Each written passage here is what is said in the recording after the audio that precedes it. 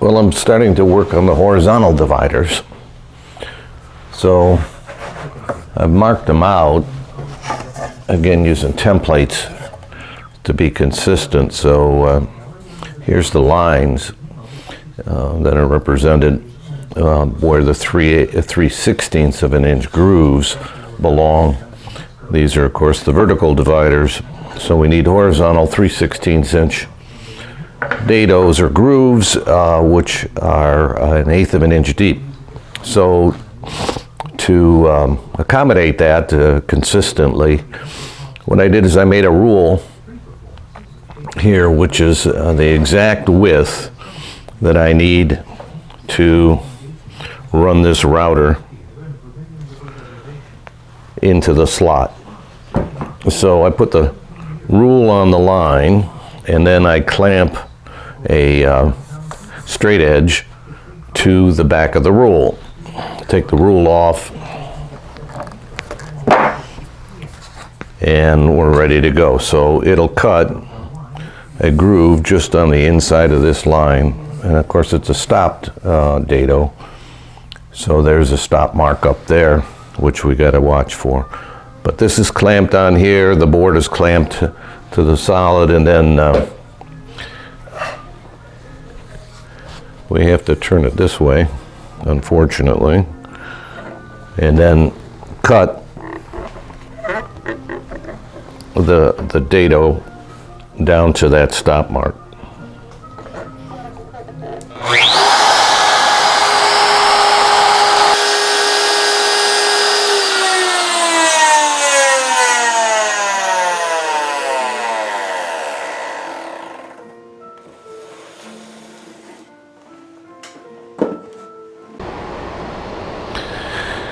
So I got the camera at an angle here so you can see, I hope, the grooves or dados that are in the sides, and I checked them to make sure they match up correctly. So now I need a whole bunch of 3/16 inch stock with the cherry, of course, on the front, and to slide into those grooves. So that's the next step, is to mill a bunch of 3/16 inch cherry.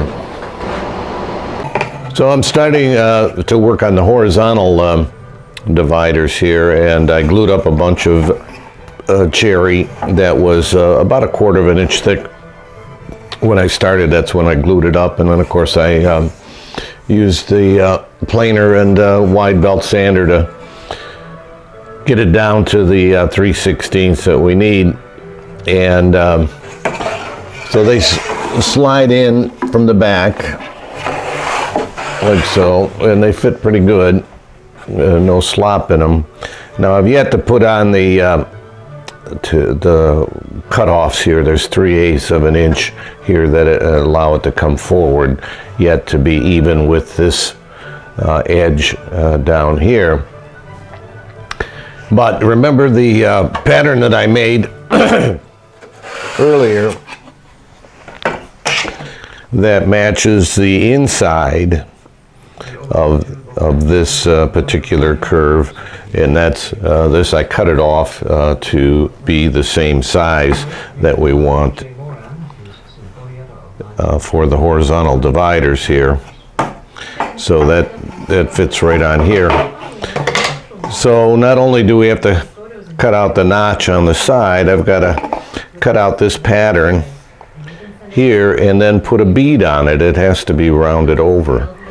Well, I've got two done here, and they've come out pretty good. So I'm going to show you how I did that. So we got our pieces all glued up here and sanded to the correct thickness, and I've fitted them to the slot, if I can do that. There we go. So I like the other ones, I hand cut with the Japanese saw the corners out of here so that I could slide them up forward and make them flush with the front edge here. So I got to trim off the back, and then I got to put this pattern on here and then round it over. So let's go upstairs and we'll see how that's done. So I made this template here with the pattern on the front, and has a little block on the back of it here with some screws, and I added that so that I wouldn't run the screws through the bottom. So this is upside down right now. This is the good side is here. So this is the underside of it, and it fits exactly. So we can run a pencil line along there.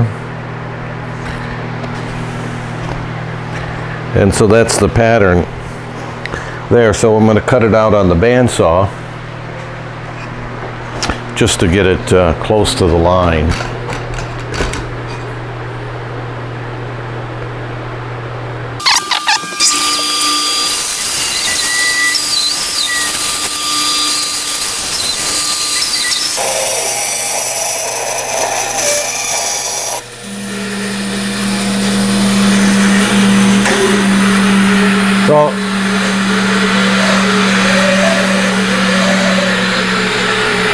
So I've left about a 1/16 of an inch off the line. So now we got to trim that off.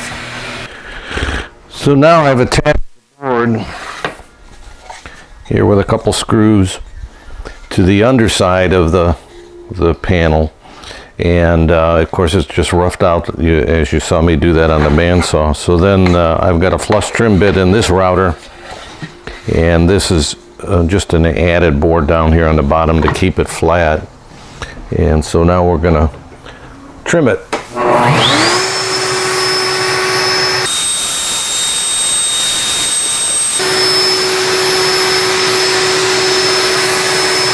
So now it's nice and flush there. So now we're ready to put the round over bead on it. So now this is the bearing on the top, so we're going to put the round over or bead on the front of the divider.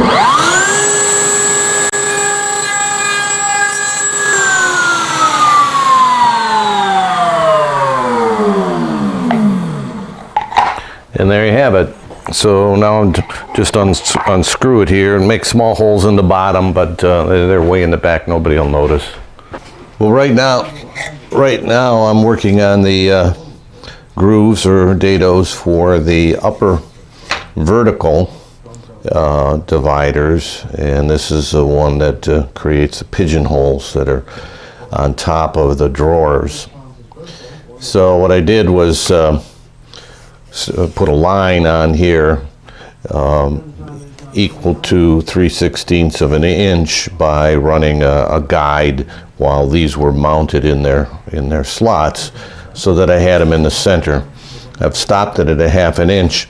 This is supposed to be a V groove up here on the front and a V on the bottom of the vertical divider. So we'll see whether or not we do that. So how did I do that? Well, here's one that I just finished. So I have a what I call is a rule here, and it's the width of from the bit to the edge there. So what I do is I lay it on the line, get it squared away, and then I screw in a template, a guide over here.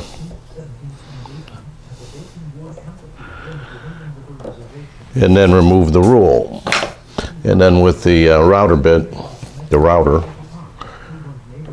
I'm able to use that guide then and know that the bit is going to go right down the center of that line. And so just push it along, and then of course I stop it before it comes to the end. So I've got them all done now, and I've got to do the same thing underneath. So I've got to turn the case upside down again to put in these grooves in the underside.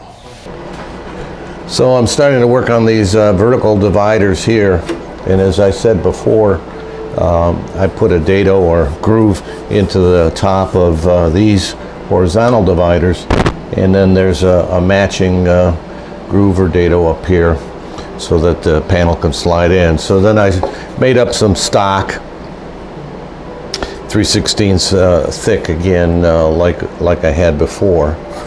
Then there was a pattern that came with the article, which I blew up and cut out here, and I used the scroll saw to cut out that shape. So I made a pattern here so that I could do all of them. It's just a piece of plywood, 1/4 inch plywood, and you can see the pattern got on there. So I used it to trace it, cut it out on the scroll saw. Then to get the round over on there, I used a router bit again, the beading bit. So I screwed it to the template, and then would go this way. So the router bearing follows it along and then rounds over the piece below. So it didn't get in here at all, so that'll have to be cleaned up by hand. So we'll see how well they've all been in there and fitted top to bottom.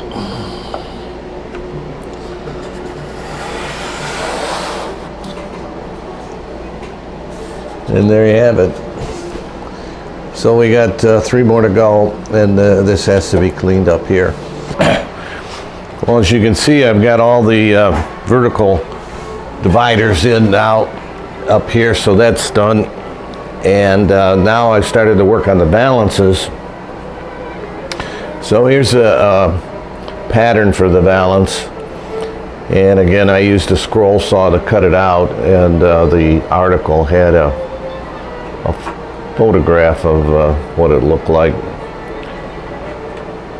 So that's what it's going to look like. So then I cut out a whole bunch of little pieces of cherry. These are 3/16 of an inch thick, and they fit in here.